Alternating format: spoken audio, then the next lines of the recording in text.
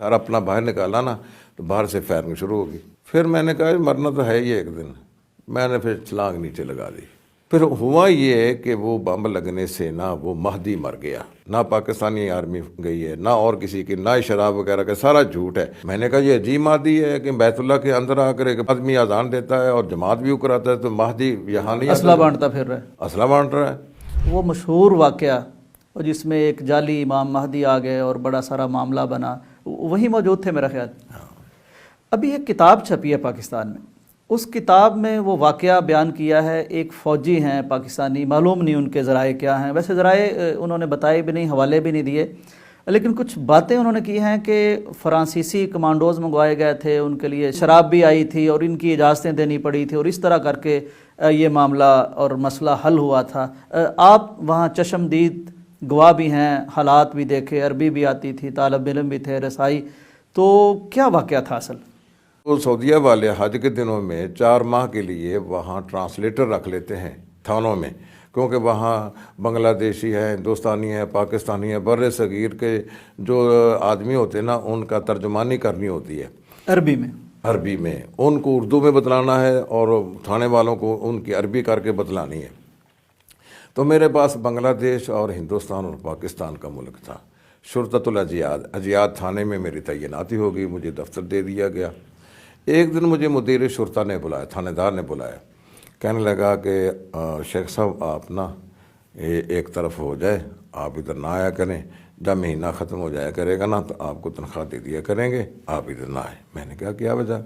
اس نے کہا کہ وجہ یہ ہے کہ مکہ کے بیت اللہ کے اندر نا کچھ اس طرح کے لوگ آگے ہیں جو وہاں فیرنگ کر رہے ہیں، لوگوں کو مار رہے ہیں. ان کی شکل و صورت، شباہت، لباس، وضاقت آپ جیسی ہے. اچھا. تو یہاں ہمیں اطلاع مل چکی ہے کہ چند گھنٹوں کے بعد مکہ پر فوج نے قبضہ کر لینا ہے. یہ تھانے تھونے سارے فارغ ہو جائیں گے، یہاں بھی فوج آ جائے گی. ہم تو آپ کو جانتے ہیں لیکن وہ تو آپ کو نہیں جانتے ہوں گے، تو وہ شعبے میں آپ کو پکڑ نہ لیں، آپ کو کوئی تکلیف پریشانی نہ ہو، پریشانی نہ، آپ چلے جائیں. میں نے کہا ٹھیک ہے. میں اس سے پہلے 18 ذوالحجہ کو مولانا صاحب کو اپنی اہلیہ کو واپس وطن بھیج چکا تھا. ٹھیک. یہ 18 ذوالحجہ کے 12 دن کے بعد 1 محرم سن 1400 میں یہ واقعہ ہوا ہے. تو میں جب واپس جا رہا تھا تو میں نے کہا دیکھوں تو صحیح کہ یہ کیا، کون ہے لوگ ادھر آئے ہیں. بیت اللہ کے دروازے بند ہیں سارے، اور انہوں نے صبح کی نماز کے بعد وہ اندر آئے ہیں، جنازوں کی شکل میں اسلحہ لے کر آئے ہیں. ٹھیک. دروازوں پر جو گیٹ کیپر تھے ان کو انہوں نے پکڑ لیا اور اپنے آدمی وہاں تعینات کر دیے. اس وقت کے جو امام اور خطیب تھے نا، شیخ محمد بن عبداللہ السبیل، فجر کی نماز کے بعد ان سے کہا کہ آپ اعلان کریں کہ مہدی آ گیا ہے، اس کی بیعت کرنی ہے، اگر کس کو شک شبہ ہو تو وہ ہم سے بات کرے. وہ تقریباً 10-15 منٹ کی مزاحمت کے بعد وہ تو ان سے نجات پا کر باہر نکل گئے. میں جب تقریباً 11 بجے کا ٹائم تھا، دروازے بند ہیں، تو ایک نیچے سے دروازہ تھا جہاں سے یہ مرمتی کا سامان لے کر گاڑیاں آتی تھیں نا، میں ادھر سے اندر آ گیا. ٹھیک. اندر آنے کے بعد جو میزاب رحمت کی طرف برآمدہ ہے نا، میں وہاں گیا تو وہاں دیکھا میں نے کہ وہ سفید پوش داڑھیوں والے وہ دعائیں کر رہے ہیں، دعائے قنوت، اور رو رہے ہیں. تو میں بھی ساتھ شامل ہو گیا. شامل ہونے کے بعد جب سلام پھیرا انہوں نے تو انہوں نے مجھے کھجوریں پیش کی اور آب زمزم پیش کیا.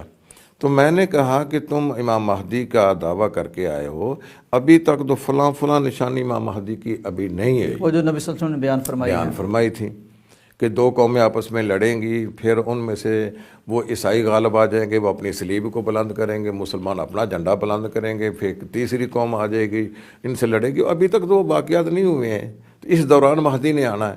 تو یہ کیا ہے؟ مجھے کہنے لگے کہ آپ نا اندر چل جائیں. تو وہاں میزاب رحمت کے پاس وہاں آپ کو ایک اردو بولنے والا آدمی مل جائے گا، آپ اس سے بات کریں. میں جب وہاں گیا تو جو حتیم ہے نا، حتیم کی دیوار پر وہ بیٹھا ہوا تھا. اس نے نیلے رنگ کا سوٹ پہن رکھا تھا اور میگزین ایک ادھر کراس کر رہا تھا، ایک ادھر سے میگزین، 2 پسٹل اس کے دائیں بائیں تو وہ اب لوگوں کو کہہ رہا تھا کہ اب پاسپورٹ کی ضرورت نہیں پڑے گی، ویزے کی ضرورت نہیں پڑے گی، اوپن آنا جانا ہوگا، اب یہ پابندیاں ختم ہیں۔ چند دن کے بعد مہدی کامیاب ہو کر باہر نکلے گا، اب کھلا اجازت ہوگی آنے جانے کی۔ میں نے ان سے کہا کہ مجھے یہ اعتراض ہے، آپ اس کا مجھے جواب دیں۔ ٹھیک۔ وہ مجھے کہنے لگا کہ آپ جائیں مکبری، جہاں اذان دی جاتی ہے نا، وہاں محمد بن عبداللہ المہدی وہاں ہے، آپ ان سے سرگنا تھا، سرگنا جس کو مہدی بنا کر لائے، سرگنا اور تھا، سرگنا تھا جو ہے ماسٹر مائنڈ اور تھا، ہاں وہ جو ہے یہ سب اس کے مطلب کہ ہاں اس کو انہوں نے استعمال کیا تھا، استعمال کیا ہے۔ میں جب وہاں گیا تو وہاں کے حارث نے کہا کہ آپ نے کدھر جانا ہے؟ میں نے کہا میں نے اس سے ملنا ہے۔ وہ مجھے کہنے لگا کہ وہ تو اسلحہ تقسیم کرنے کے لیے میناروں پر چڑھا ہوا ہے نا، تو آپ ذرا ٹھہر کے آ جائیں۔ میں وہیں لیٹ گیا، ظہر کی اذان ہوئی، جماعت بھی اس نے کرائی۔ میں نے کہا یہ عجیب مہدی ہے کہ بیت اللہ کے اندر آ کر ایک آدمی اذان دیتا ہے اور جماعت بھی کراتا ہے، تو مہدی یہاں نہیں اسلحہ بانٹتا پھر رہا ہے، اسلحہ بانٹ رہا ہے۔ پھر میں نے اس کو پوچھا ابھی آیا نہیں؟ کہتا ابھی نہیں آیا۔ عصر کی اذان بھی اسی طرح ہوئی، جماعت بھی کرے، کیوں نہیں آیا؟ تو اس طرح وہ میں نے 3 نمازیں وہاں پڑھی ہیں، ظہر کی، عصر کی، مغرب کی، تو کوئی نہیں آیا۔ تو پھر میں نے کہا کہ اب بھوک لگی ہوئی ہے، باہر جائیں، روٹی راٹی کھا کے پھر آ جائیں گے اندر۔ میں جب باہر نکلنے کے لیے ادھر صفا مروہ کی طرف گیا نا، ایک ماسٹر رحمت اللہ جو ٹھینگ موڑ کا رہنے والا تھا، ان سے میری ملاقات ہوئی۔ تو میں نے کہا کہ آپ کیا پروگرام ہے آپ کا؟ کہنے ہم باہر چلیں، ہم دروازے کی طرف سے چلتے۔ میں نے کہا دروازے کے پاس سے نہیں جانا ہے، ہم کو اور رستہ تلاش کریں۔ یہ جو ایئر کولر ہوتے ہیں نا، ایک ایئر کولر مروہ کی سائڈ پر خراب ہوا تھا، اس کو نیچے رکھا تھا، اور اس کا جو اوپر کھڈا تھا نا وہ خالی تھا، خلا تھا۔ میں اس ایئر کولر پر چڑھ کر نا اس کھڈے کے اندر سے باہر چھلانگ لگانے کے لیے جب سارا اپنا باہر نکالا نا، تو باہر سے فائرنگ شروع ہوگی۔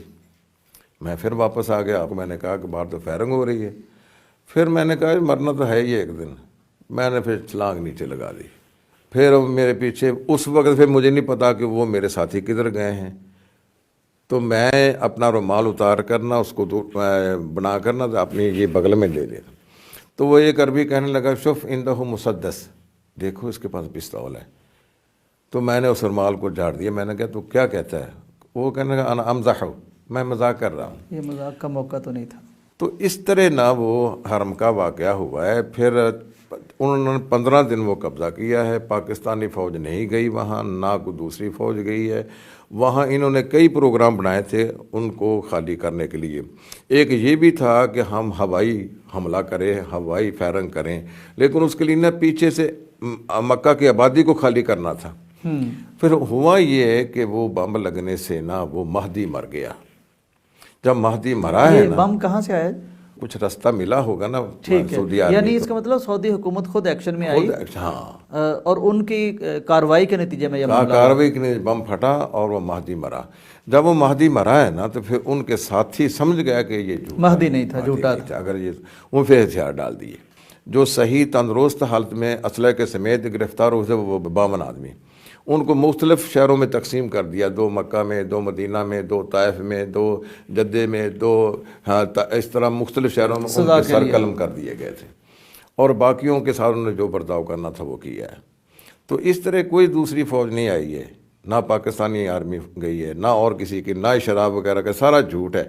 یہ میری اپنی آنکھوں دیکھا حال ہے کہ وہاں اللہ تعالیٰ نے ان کے عزائم کو ناکام کیا ہے۔ وہ جب مرا ہے تو اس وقت خود ہی ہتھیار پھینکے۔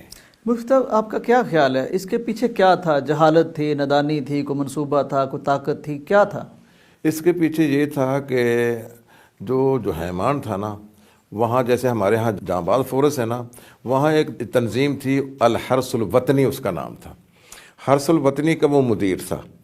طبیعت کے اندر نا سختی سی اس میں، کچھ سختی اور ضد میں آ جانا، اور اسی طرح اپنی بات کو زبردستی منوانا، یعنی نارمل انسان نہیں تھا۔ ہاں، تو اس کو انہوں نے نا وہاں سے فارغ کر دیا تھا، اور اس کے تعلقات تو تھے نا، کچھ عرصہ گزارا تھا حرس الوطنی کے اندر۔ جتنا بھی اسلحہ استعمال ہوا ہے جو وہ حرس الوطنی کا استعمال ہوا ہے۔ انہوں نے پھر پہاڑوں میں نکل گئے ہیں باہر، وہاں جا کے ٹریننگ شروع کی ہے، ٹریننگ دی اپنے ساتھیوں کو، لوگوں کو، اور پھر خواب لوگوں کو آئے ہیں کہ ہم مہدی کا ظہور ہو چکا ہے. یہ آدمی تھا جس کا ہمیں خواب میں نظر آیا. خوابوں کو پر بنیاد رکھ کر انہوں نے اس مہدی کو سامنے لا کر یہ کام کیا ہے. اور اس کے پیچھے وہ تھا جو حیمان، جو مدیر تھا ہرس یعنی اس البطنی کا ذاتی مفاد تھا، ایک انتقام تھا اور انا تھا. اور پھر ان میں یہ سختی بھی تھی کہ وہ کہتے ہیں کہ یہ جو بے پردہ عورتیں ہیں یا جدے کے اندر فلمیں چل رہی ہیں یہ نہیں ہونی چاہیے، نوٹوں پر جو تصویریں چھپتی ہیں یہ نہیں ہونی چاہیے. وہ اس طرح کی وہ خفیہ طور پر لٹریچر حکومت کے خلاف پھیلا رہے تھے اور اپنے ساتھیوں کو مسلح ٹریننگ بھی دے رہے تھے. تو یہ وہ واقعات بنے ہیں. کوئی باہر کی تنظیم نہیں تھی، کسی نے ایسا نہیں کیا ہے. وہی ایک آدمی تھا ماسٹر مائنڈ، اور اس نے ہی یہ سارا کام کیا ہے.